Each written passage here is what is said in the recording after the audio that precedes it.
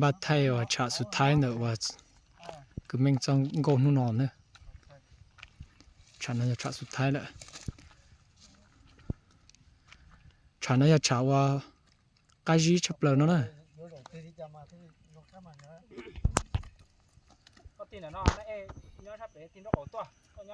เมื่อกองเที่ยวว่า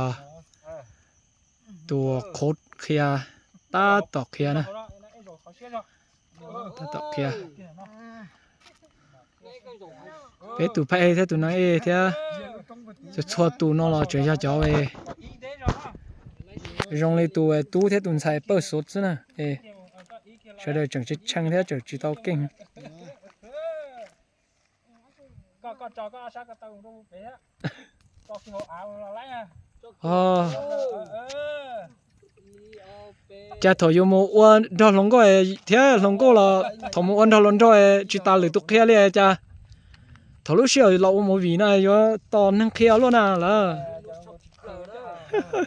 จอก็ต้องปุ่นได้ใช่ไหมแล้วตัวเขียวตัวไทยเขียวซะแล้วเดี๋ยวนั้นน่ะนี่เลยก็ขอลงดอยนะเฮียละsợ ý rồi thì có dây sao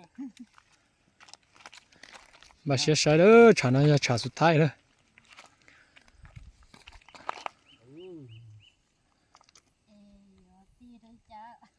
เลยก่อนนะชอบตีจุดจอเราไปก็ว่าล่ะตีจุดจอเที่ยวมาตัวนั้นกับเราเนี่ยมันคอมีชีวะมีใช่ไหมใช่ตรงคอจ้าคอจะว่าเปลือกเกี่ยวตรงบนตาฮะเพลิงมันจ่อชั้นจ่าลิก่อนไล่มาลิก่อนไล่มา